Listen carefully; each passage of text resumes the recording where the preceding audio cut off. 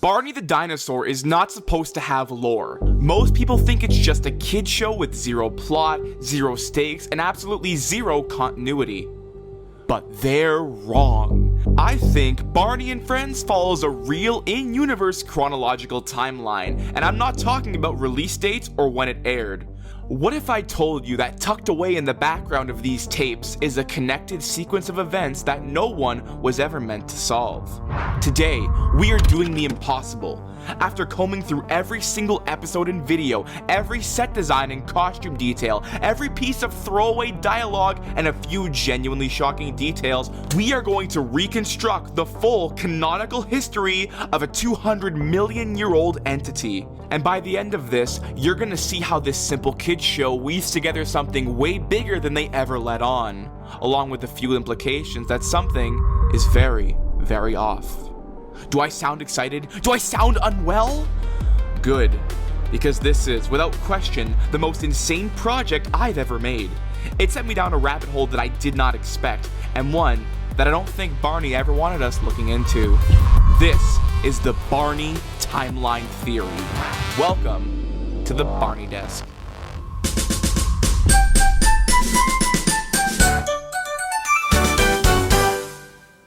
So if you weren't aware, before Barney was a television show, he was in a short home video series called Barney and the Backyard Gang. He looked quite a bit different back then, appearing as a blue reptilian Hulk, before transitioning closer and closer to the Barney most people know him as. These videos also feature a specific group of kid-friend characters named the Backyard Gang, give or take a member here or there. They weren't making this in hope of getting it made into a TV show or anything, and these tapes are actually quite different. The main difference being that there's a handful of lore and mythos established here that's actually crucial to placing a timeline. One of these is going to give us such a headache later, and it's going to break the entire space-time continuum, but for now, let's briefly go over each tape and the gist of what each kind of entails. Don't worry, this is going to be quick. This is just important fundamentals for our theorizing. There are 8 tapes in the Backyard Gang. The first 3 are the early run, the next 3 have a higher budget, and the last 2 are the weird oddballs that exist purely to make my life not as fun. Chronologically in the real world, the first release was The Backyard Show. Michael and Amy want to put on a variety show for their dad's birthday, rope the rest of their friends into it, and immediately realize they've bitten off more than they can chew. While panicking in the garage, they find this extremely peculiar looking Barney doll, and using their imagination, bring Barney to life to help them put on this show. At one point, their mom approaches the garage, and the kids quickly hide Barney behind a stack of boxes. If you weren't familiar, in the early years of the franchise, Barney was kept a secret from any and all adults. We can unpack the implications of that later, but it's worth noting this idea is largely dropped once Barney is greenlit as a full series. Eventually, the dad arrives home and the kids perform the show, while Barney stays behind the curtain. When it's over, he turns back into a plushie and assures the kids he'll always be there as long as they're using their imagination. I spent a little more time explaining that one since most of the rest follow similar themes.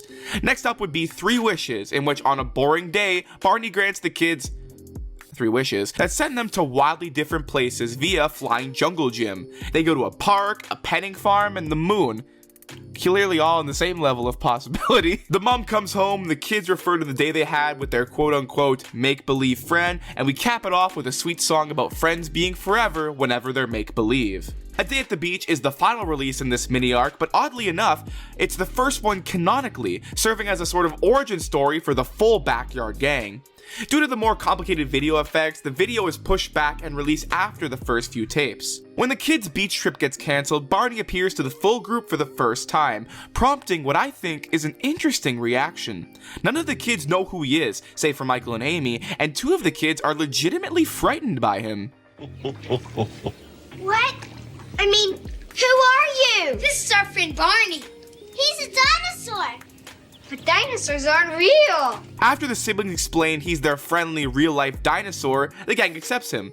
Also, I always loved how in these videos they make him come to life with like wind and particle and these lighting effects like he's a fucking Avenger. Using Barney's ancient chant, Shimbaree Shimbara, they use the pool to go on a magical beach trip with pirate ships and mermaids. They return home, Barney turns back into a doll, and the parents find real sand in a toy bucket that the kids left behind, which leaves them dumbfounded. These videos will be followed by 3 much more streamlined videos with a new, more purple Barney costume and a higher budget. Waiting for Santa introduces a new kid, Derek, who joins the group as they travel to the North Pole to make sure Santa knows his new address on Christmas Eve. This tape also establishes a new magical ability that Barney has, called the Barney Shake, which he uses to make things appear or transport them. Following up would be Campfire Sing-Along, where Tina, one of the kids, is now the primary owner of Barney, and while asleep, Barney calls them all to a park in her dream, presumably, where they go camping, with the Barney Shake making another appearance.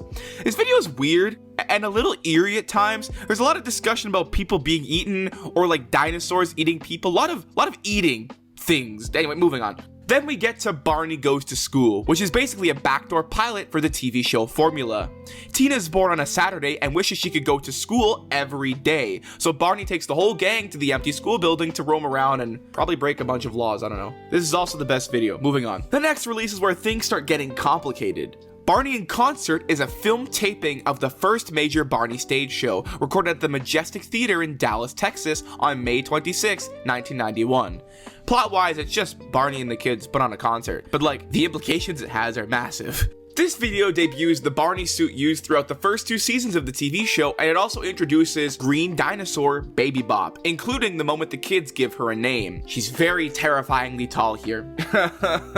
Okay. The final tape of this series is Rock with Barney, and it's widely considered the weakest, and it's kind of an odd video. Adam's mom, that's another Backyard Gang member, lets the kids roam around a movie studio like it's a public park. I guess Adam's mom owns the movie studio. This video mostly rehashes songs and sequences from the Backyard Show and Barney in Concert, including direct references to the concert itself by the kids. Hey, let's do that song we did in our concert. It's strange, and it's gonna cause massive issues in figuring out the Barney lore, because what do you mean you know about the concert? Anyway, now that we've got all 8 tapes on the board, we can finally start doing the fun part, figuring out how or if any of this could fit into a coherent timeline before we move on to the TV series. As much as I'd love to say, oh, they can all just take place when they were released in 1988 or 1990 or whatever, we already know that can't be true. Waiting for Santa takes place on Christmas Eve, but it was released near the end of April. Release order clearly is not going to save us here. What we really need is an entry point, a concrete clue that lets us lock at least one video to a specific date and then build outward using context clues. So I went back and I rewatched all 8 tapes again, looking for anything that could even be remotely usable. And eventually, I stumbled upon this scene from Barney Goes to School. There were 7 days, there were 7 days, there were 7 days in a week. It's just a cute October calendar. Until you look closer, because the first is on a Sunday, and that is huge information. If October 1st is a Sunday and October 7th is a Saturday, that means October 14th would also be a Saturday. And why does that matter? Well, my bushy-tailed, bright-eyed viewer, because we're explicitly told that the events of this video take place on a Saturday. I know it's Saturday, Barney, but I wish you could see my school. The only years anywhere near our general window where October 14th fell on a Saturday are 1983, 1989, and 1995. We can rule out 1983 and 1995 pretty easily, which leaves us with one answer. Barney Goes to School takes place on Saturday, October 14th, 1989, which means we officially have our anchor point. Huzzah! First one done! Guys, I knew we could do it. Let's go. Naturally, the next tape I figured would be easy to place was Waiting for Santa. After all, it has a built-in date. It takes place on Christmas Eve into Christmas morning. So my first instinct was just Christmas 1989. That's the closest Christmas after our anchor point. But immediately, that creates a problem, because Waiting for Santa introduces 2 very specific continuity elements. Number 1, Derek. This is his first appearance. The tape establishes that while Tina recognizes him as someone from her school, the rest of the Backyard Gang doesn't know him yet. He's not part of the group. But in Goes to School, Derek is already fully integrated into the gang. So Waiting for Santa has to happen before Goes to School, not after it. Otherwise, Derek's introduction doesn't make sense. Number 2, Tina's Barney plush. In Goes to School, Tina already owns a Barney plush at home. This is established, it's already in her life. But if you'll recall, Michael and Amy owned a Barney doll in the first stretch of tapes. And after not appearing in Waiting for Santa, the doll is suddenly owned by Tina for the rest of the videotapes. If we think about this logically, the most natural moment for a kid to get a Barney plushie is Christmas. So I'm thinking, okay, great, Tina got her Barney plushie on the morning of the Christmas shonen Waiting for Santa, while Michael and Amy still have their older Barney doll. But here's the catch. If Waiting for Santa was Christmas 1989, that would put it after October 1989, which is when we established Goes to School takes place. Tina already owns the plush in that tape, so that doesn't work. She wouldn't be receiving something she already has. So now I'm kinda stuck. Barney Goes to School is locked to October 1989 because of the calendar, but Waiting for Santa has to happen before that because it introduces Derek, not to mention Tina not having her Barney doll. I tried running the math every way I could and nothing lined up, until I stepped back and asked a simpler question. What if it takes place on Christmas 1988? And the moment I accepted that, a bunch of things stopped fighting each other. Derek can be introduced in Waiting for Santa and appear naturally later in Goes to School. Tina can receive her Barney plushie at Christmas 1988 and still have it by October 1989. And it even explains why Waiting for Santa has that whole nice to see you again mood when the kids and Barney first interact, because now there's a meaningful gap between the earlier 3 summer tapes and this one. So now we have 2 solid anchor points. Waiting for Santa takes place on December 24th to the 25th, 1988, and Barney Goes to School takes place on October 14th, 1989. Now that we got the holiday locked in, placing the rest of the tapes becomes a lot easier. The first 3 tapes can pretty obviously be placed before Christmas, with A Day at the Beach coming first, because that's the first time they meet Barney. I feel confident placing that in the early summer of 1988, and I'm going to tell you why. In this video, Tina explicitly states she is 4 years old. If we assume this takes place in the early summer of 1988, she would logically turn 5 sometime in 1989. By the time we reach our October 14th anchor point for Goes to School, Tina would be 5 years old. And guess what age kids in the late 80s typically started kindergarten? Oops! Which pretty much explains why she's so excited to finally experience a real school day in that video. Check and mate. Where I had a bit of a trickier time was figuring out whether The Backyard Show or 3 Wishes came next. Both tapes indicate this isn't the first time the kids have seen Barney. Both are clearly set in the summer, and that's basically all we can pull from a surface glance. But 3 Wishes makes the point to show that the kids are so hot and overheating, and they're tired and they're bored on this Saturday, because it's just so hot outside, so they bring Barney to life to help them. So this is where I decided to do a little real-world research, and here's what I came up with. Barney was filmed in Dallas, Texas, and I feel pretty good about placing that as the in-universe location too.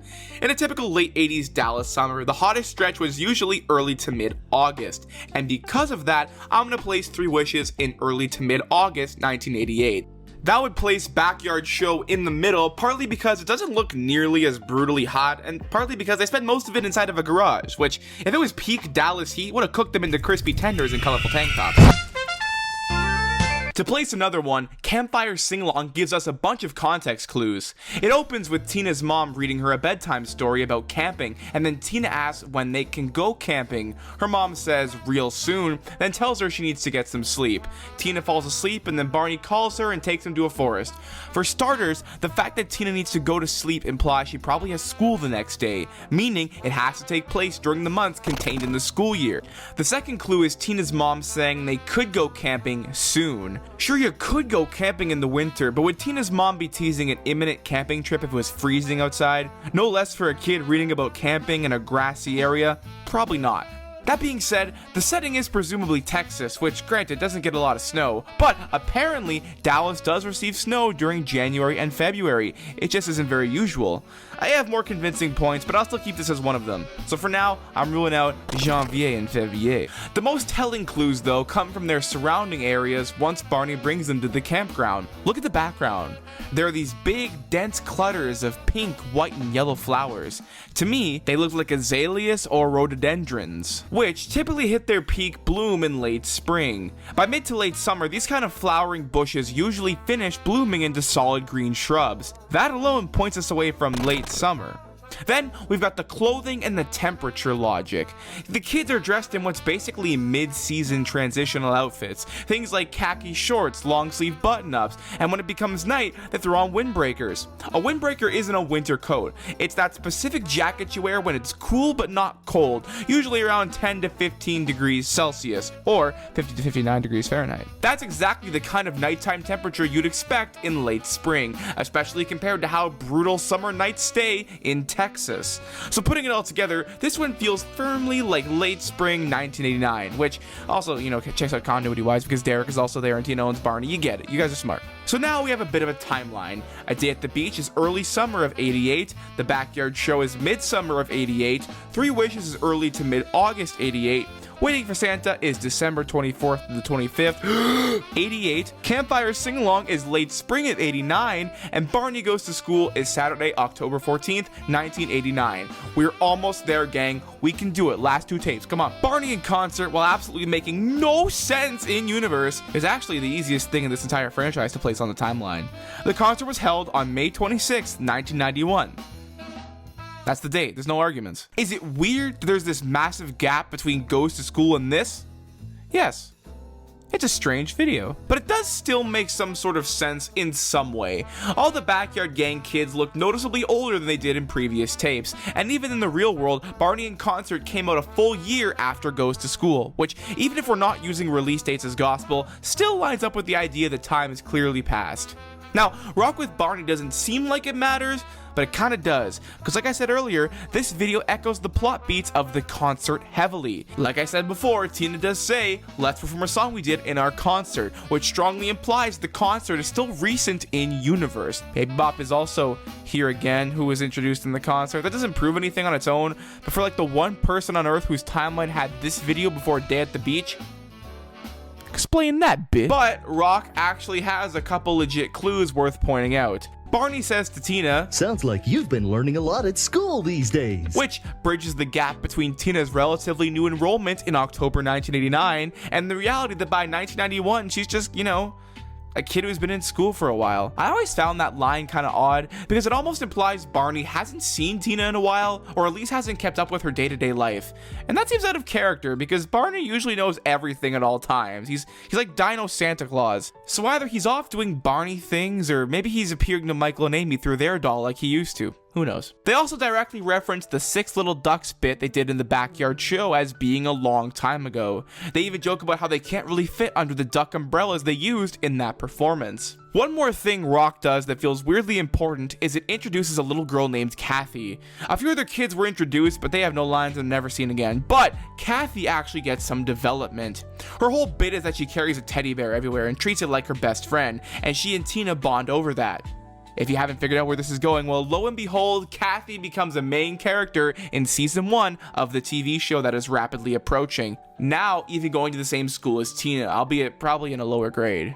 So, using all of these details, I think Rock has to land in early summer 1991. It's close enough to Barney in Concert that the concert references still make sense as being fresh, but it also gives just enough time for Tina and Kathy to plausibly bond before we see them as established friends once the TV show starts up in what is clearly the beginning of a new school year.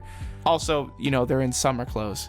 And with that, that's the entire Backyard Gang era plotted out on an actual timeline, which, I'm going to throw on screen and keep talking so you can take a look at it and make sure it's, you get it. That was a quick few minutes, right?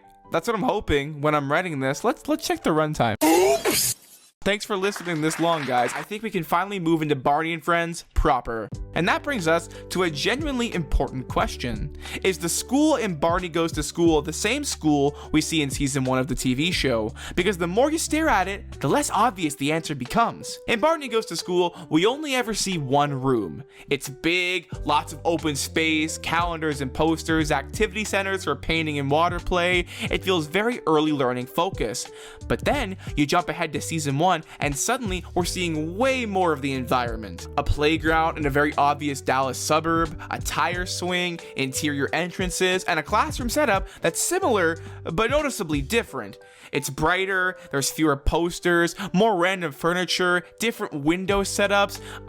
There's also like this bathtub full of cubes. I thought it was cool as a kid, but now looking back, why did they do that? The point is, visually it doesn't scream to me as the same place. But then there's this line in Goes to School that's messing with me. When they first enter the classroom, Lucy and Amy have this exchange. I remember when I was in this classroom. Yeah, we had so much fun. See, that's interesting because that implies Lucy and Amy have been in that room before, meaning they're not currently attending it. They've been here in a previous year. And even if you can completely separate the actors from the characters, it's still obvious Tina is extremely young here. She's always been the little sister character. Meanwhile, Michael is Amy's older brother. This is told to us, which automatically makes him older than Amy and probably older than Lucy too. So for a minute, I genuinely wondered if Barney Goes to School was set in a different building entirely, like a kindergarten only school or an early learning center. And then later, everyone just moved to a bigger elementary school for Barney and friends. But are we really saying that Tina and Lucy, who have a single mom, are going to two different schools when the season 1 school clearly still includes kindergartners? Yeah, I don't think so. Also, the Backyard Gang school doesn't even feel like a standalone school. It feels like one part of a larger building, like it's almost a different floor. What if this is the same school as season 1, but we're just on a different floor?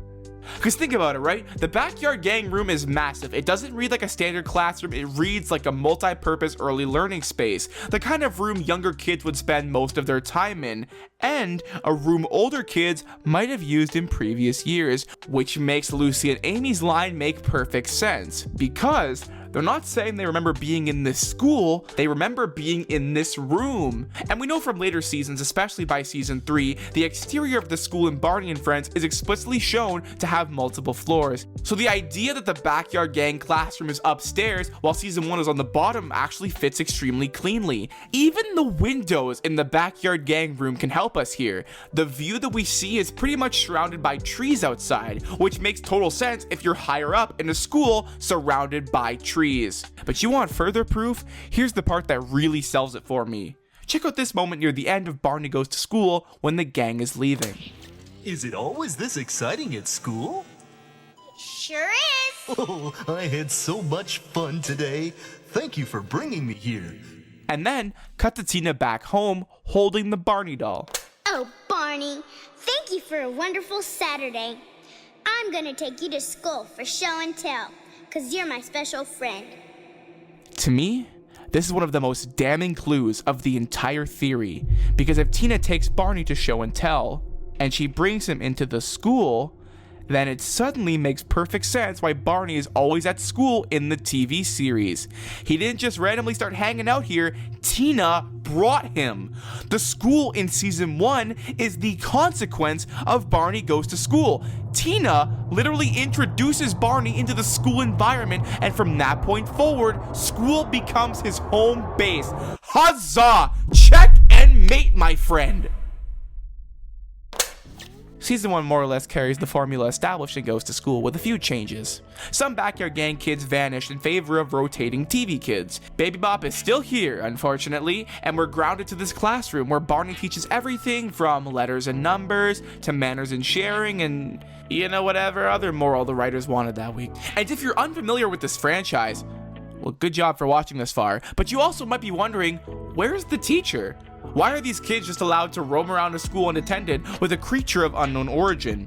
Is it summer? Is it daycare? And to that, I point you to one lyric in the theme song. Barney's friends are big and small, they come from lots of places. After school they meet to play and sing with happy faces. These kids are here after school. This isn't class time, it's the world's strangest after-school club, which also makes sense because these kids would not all be in the same grade. Michael is made of 3 Seans, so when is this? We know the events of season 1 have to land in spring for a few reasons. First up, let's take a look at the episode 4 Seasons Day. The whole gimmick is that the kids experience all 4 seasons in one day. Yeah, that seems obvious. Winter, summer, and autumn all require the set to get visibly dressed up. But spring? Spring looks basically identical to the normal set look, you know, minus the rain, which tells me the default look of season 1 is already meant to be set in the spring. So if our working assumption is that the school year begins in fall 1991, because Backyard Gang ends in summer of 91, that places season 1 comfortably in spring of 1992. Now, there's also this weird little landmine. Season 1, episode 12, Barney's birthday. We're going to ignore the actual debate of when Barney's birthday is because, you know, that's something we do need to talk about down the line, but not right now. But the reason I bring this up is this episode shows us a calendar with Barney's birthday on it. And on this calendar, we see there is no month listed. Okay, how many dates are there though? Clearly, their dates will have to point us to whatever month has that amount of days in it. This month only has 26 days.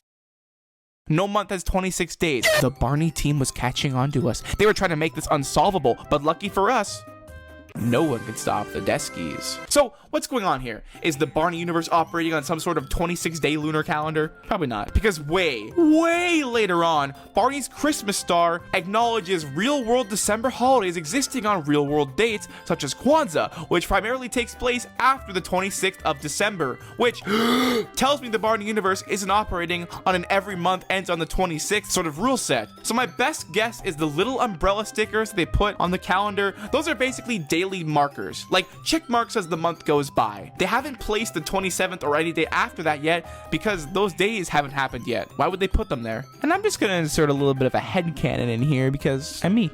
If Barney's birthday is on the 26th, then for season 1, I like the idea that his birthday is May 26th, 1992. Why? Because when's the last time the day of 26th had any importance in the Barney timeline? Barney in Concert, which canonically takes place on May 26th, 1991. I'm aware it's flimsy, but this is a show for babies. They can't all be dead ringers. So anyway, season 1 is spring of 92, which leads right into the only home video to accompany this season, Barney's Magical Musical Adventure, which takes place in Derek's backyard. It's still sunny, but the atmosphere feels a bit cooler and the trees are more full. I'd slot this right into late summer of 92, right before the school year starts back up, which means we're ready for the second season. Season 2 opens with Falling for Autumn, which pretty much sets the trajectory of the season going forward because it feels very intentionally set in the fall. The set has leaves everywhere, the lighting reads much more dull and cool, and the kids' outfits are way less springy, so I think it's fair to plant Season 2 in fall of 1992. But because nothing can be easy, we've got a cast problem that immediately throws a wrench into everything. Lucy. Okay, this character is not in season 2 at all, save for one lone appearance, which means off-screen, Lucy has most likely graduated out of school and moved on to a different one.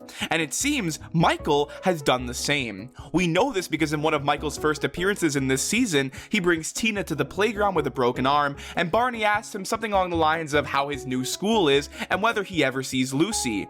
Michael says that he does, and even mentions that his new school is close to this one. So yeah, Michael's also graduated, and now he's just basically visiting the younger kids, presumably because he likes hanging out with Barney, considering he's always dabbing him up.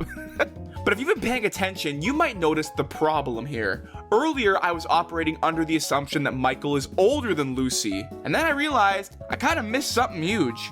In season 1, Lucy isn't actually enrolled with the rest of the kids. She's always almost framed as someone who's visiting, who's picking up Tina or checking in or helping Barney with whatever lesson he's teaching that day. I just never realized this, but this is outright shown to us. So now my logic kind of implodes, because if Lucy is older and visiting, that would make Michael being older than her physically impossible. So how do we solve this without the whole timeline collapsing? Well, here's my best fix.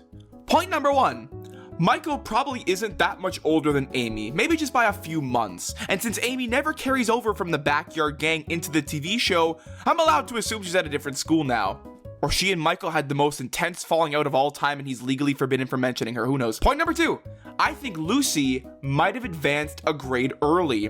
This isn't really a usual thing in Canada, at least not in the way people talk about it, but my American friends have told me this is a fairly common thing, especially if the student's really ahead. And honestly, Lucy seems like a smart kid, I'd buy it. So if Lucy was already slightly ahead, she'd naturally graduate out of this school earlier, end up at this nearby other school, and then by season 2, Michael can also be there. Which means Michael likely graduates around summer 92, shortly after the events of season 1, and are still close enough to pop in sometimes. And yes, I'm assuming Lucy shows up more often than her single appearance off screen.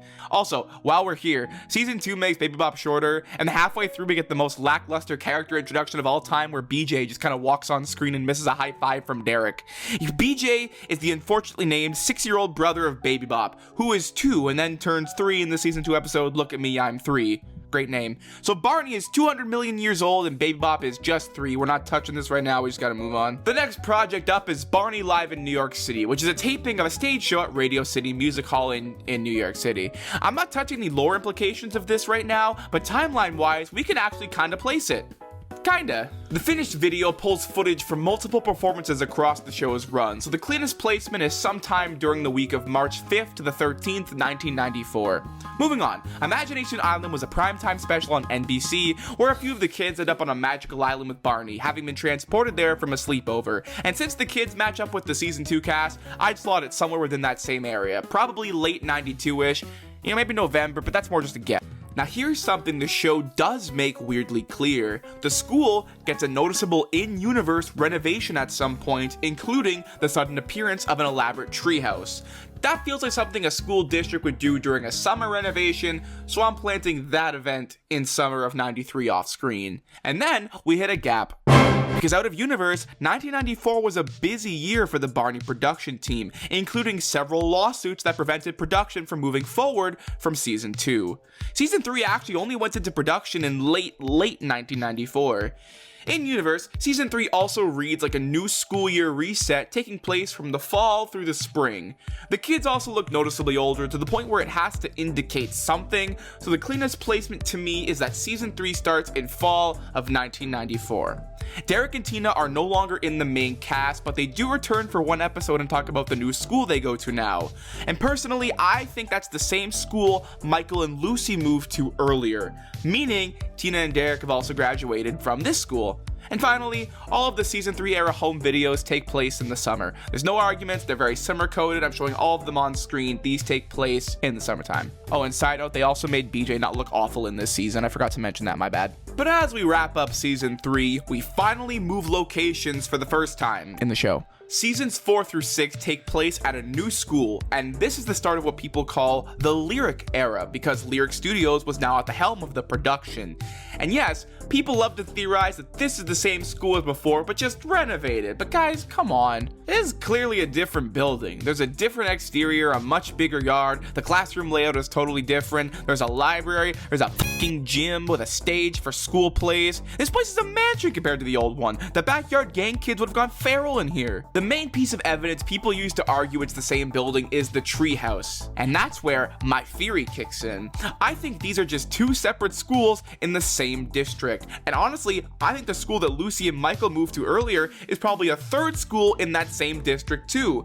I just think all of these schools probably have treehouses. And that doesn't even have to be a deep lore thing. It could just be an in-universe district-wide playground upgrade around 1994.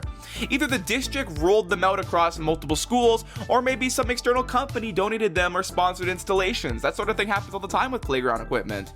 So the treehouse isn't proof it's the same building, it's just proof that the school district was on a treehouse kick.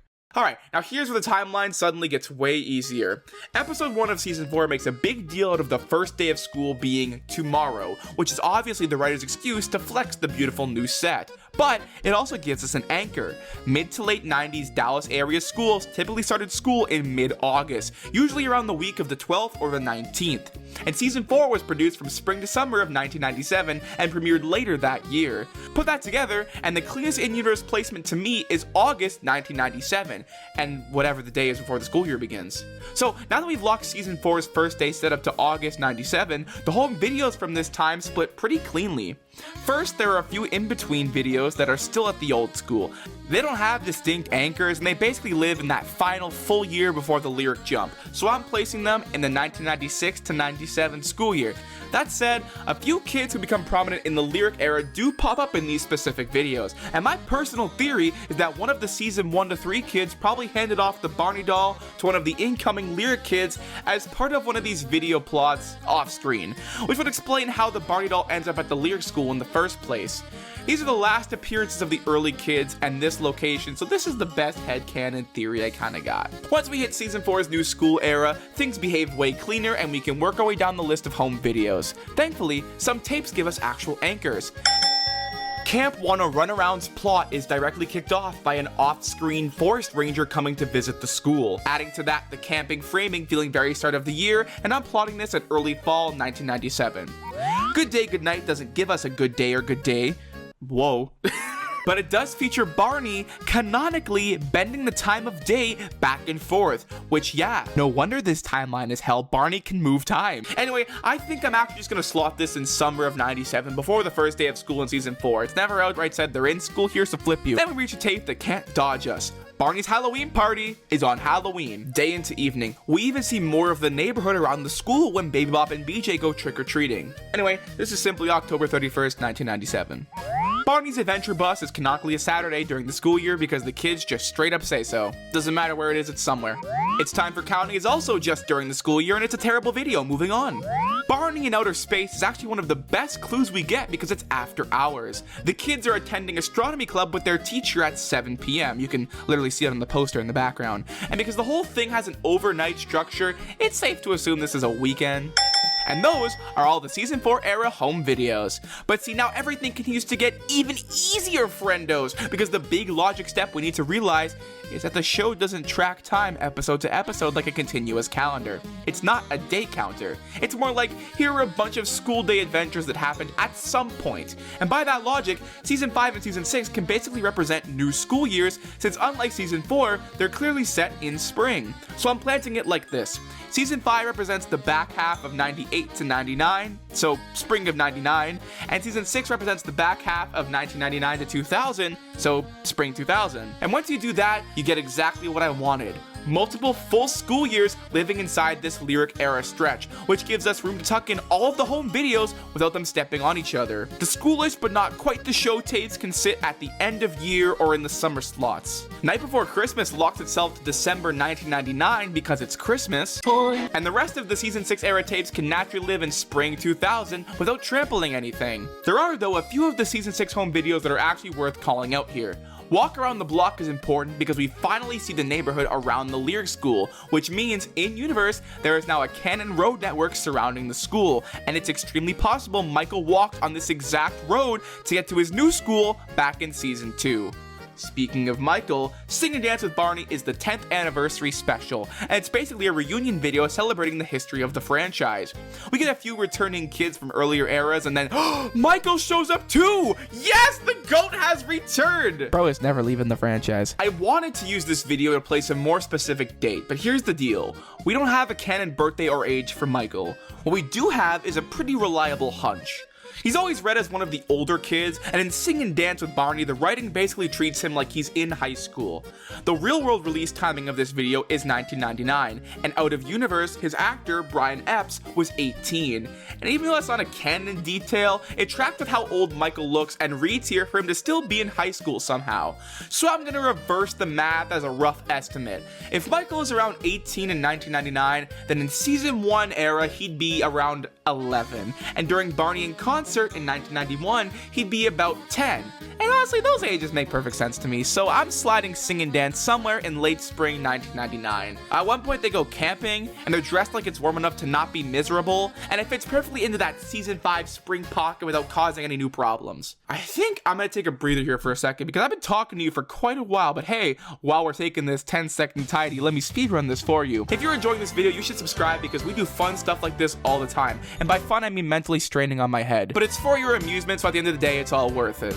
All it takes is one click for you to go down there and hit the subscribe button, so you should do it. You can also join the Deskies, where you can get exclusive videos, early access to videos behind the scenes and editing breakdowns, voting polls to decide what videos I make next, your name at the end of my videos, and so much more. I've been sharing previews of this video over in the Desk Dynasty Discord server, and I'll continue to do those sorts of things, so if that seems interesting to you, then head on down to the join button and hit it. Nice. Whew. Oh my goodness. Okay, back to the video. After season 6 wraps, the franchise enters this weird limbo where it feels like they weren't sure what Barney's future would be. So naturally, they decided that he placed a down payment. The lore implications of Barney owning a house can wait, but timeline-wise, these still sit inside that late lyric window. I'm just flagging it for completionist sake. But then, season 7 happens, and this is the closest thing Barney ever gets to a soft reboot. And the changes they would make would stick all the way to the end of the franchise. The biggest change is the setting. We're no longer at a school, now it's this park, and the show's interior is a train caboose filled up with a library, school equipment, and furniture. Why are kids allowed to roam unsupervised in a fully stocked learning caboose? Why isn't it getting looted nightly? Who knows? We also get a brand new kid cast, including Selena Gomez and Demi Lovato, which everyone and their grandma already knows. But for timeline purposes, the real thing that matters here is this one kid, Nick. Because Nick is the only child who isn't new to this era. He appears in one of the House era videos and then shows up again in Season 7. And he doesn't look that much older, which tells me Season 7 can't be that far off from the House era. Now, here's the annoying problem, because nothing can ever be simple. Stephen White, you'll be hearing from my lawyers. That's a joke, Stephen White. I love your work and it's great, and I also have no grounds to see you on. Anyway, the biggest problem is they've ripped away our biggest timeline tool, which was the school. No more school dialogue indicators, no classroom calendars, no bulletin boards hinting the amount of days there could be. Now it's just this park. And unless it's obviously fall or winter, we have a lot less to work with.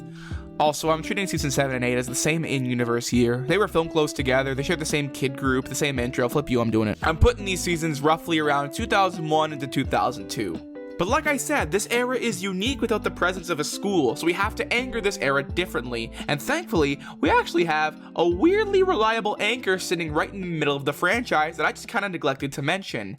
Mr. Boyd. So, Mr. Boyd, full name Grady Boyd, first showed up back in Season 3 as the school's janitor, who's also a concert pianist. That's a piano player, you gooners. Production clearly liked him because he became a reoccurring character throughout Seasons 4 to 6. But we already established the Season 1 to 3 school and the lyric school are two different buildings. So, why is Mr. Boyd in both? Well, the answer seems obvious. He's a janitor for the whole school district. Little janitor here, little janitor there, piano gig on the side, everybody loves him, he's booked and busy. Then, Season 7 comes around and Mr. Boyd is still here, except now he's the park's groundskeeper. So, here's what I think happened in universe. Mr. Boyd spent years being this local concert pianist, picked up schoolwork, has a steady job, floated around the district, and then eventually retired into being the groundskeeper at the local park. The man just slowly migrated out of the school system. Good for him. Oh, and also my personal headcanon is that he stole Barney. Not like kidnapped him in a duffel bag, but like spiritually. Like, he was basically the only adult who was consistently there across all the eras, and he probably just went, you know what? The kids love you, I love you, I'm heading out, and yeah, you're coming with me, and boom. I think he just really likes hanging out with Barney. Maybe it makes him feel young again. We even get some nice episodes about him from these park seasons, such as the gang helping him prep for a concert, or even Mr. Boyd's niece coming to visit the park. He's a cult classic character. Imagine he just never appeared again. That'd be crazy to he never appeared again. Not written out, not moves away, just poof.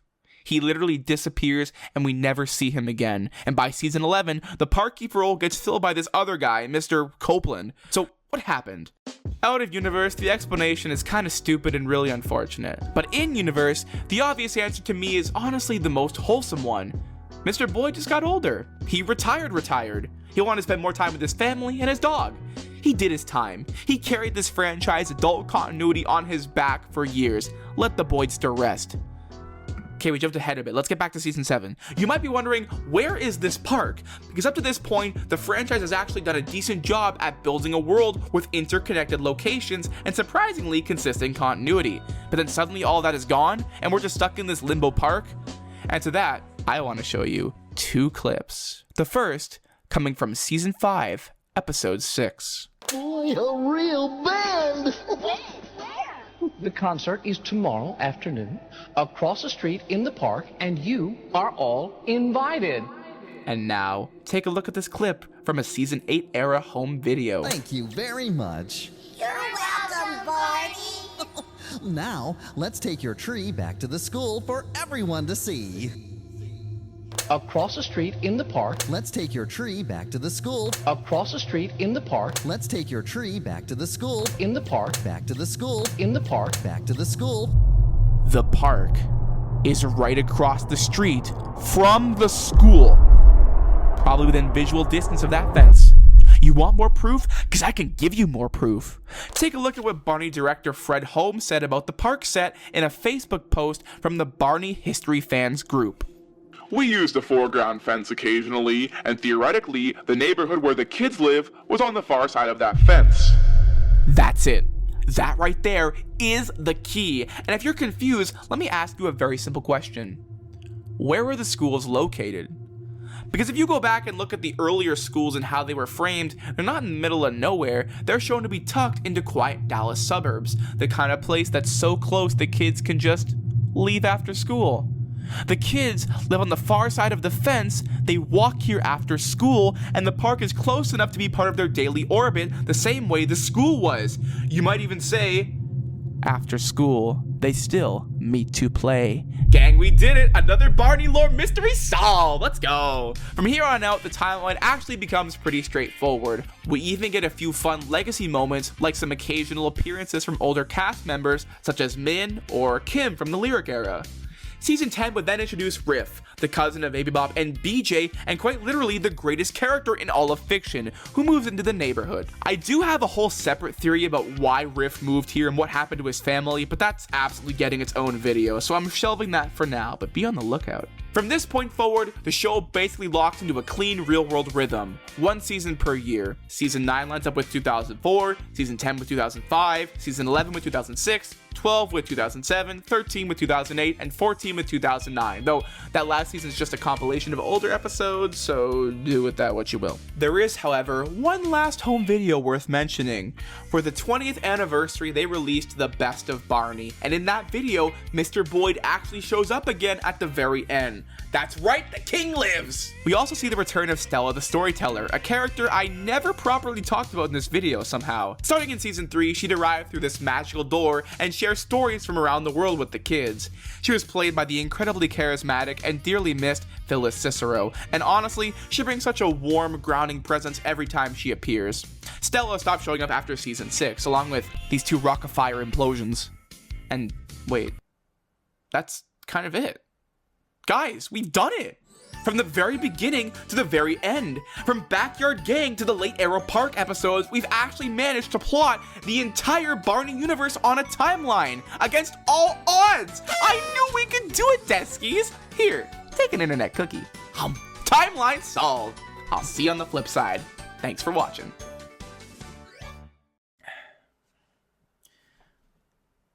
Well, there's just one small thing that's still bothering me. Because after combing through the entire series like a maniac and losing more than a few nights of sleep, there's one small detail that I just can't quite figure out. Barney himself. I'm not talking about his costume or voice changing or the fact that he survived multiple company acquisitions. It's the deeper you look, the more Barney stops behaving like a character and starts behaving like a force. Think about what we've casually accepted as being normal. In Backyard Gang, he's a doll, until he's not. He can appear and vanish on command. He's hidden from adults like it's some sort of secret operation. He knows all these magical techniques like the Barney Shake or the Shimbery Shimbara chant that can summon objects and teleport kids instantly. There's a whole tape where he bends the time of day back and forth like it's a light switch, and several plot lines where 4 seasons happen in a single day. He celebrates his birthday multiple times, we know he has ancestors, and he owns a physical home. So let's just ground this, let's say this out loud. He can manipulate the time of day, he can manipulate the weather, he can transport groups of children through space, he can manifest physical objects, he can turn what is presumably an imaginary adventure into evidence adults literally find in their house. What exactly are we dealing with here? Because the timeline theory works great right up until you zoom out and realize we've been plotting dates for someone or something who might not even be obeying time in the first place. And now that I'm thinking about it, what about Barney's Great Adventure, the movie, where a non-believer tries to prove Barney's existence while Barney himself actively dodges explanation by bursting into song and sprinting between set pieces? And what about the live shows? I kind of stopped mentioning them, but many were filmed, released on tape, and sometimes even given in-universe explanations. Those are concerts about Barney that I guess also take place inside the Barney universe because there are canon events like BJ turning 7, but does that mean Barney exists in our world too? If he can do all of this, if he can bend time, shape environments, cross boundaries between just imagining and reality, if he can exist as a doll, a performer, a school fixture, and seemingly a real-world entity, then the timeline isn't the scariest question anymore. Where did Barney come from? I know I've joked about this whole video like we'll talk about that later, like it's some cute footnote, but it's not. What is it? Is he a figment of Michael and Amy's imagination? Is he a biological dinosaur that hatched from an egg? Is he an ancient entity that has existed for 200 million years? Or is he something we can't even comprehend? We spent this whole time figuring out when Barney is, that we completely ignored what he is. So I'll leave you with the only question that actually matters now. Who is Barney?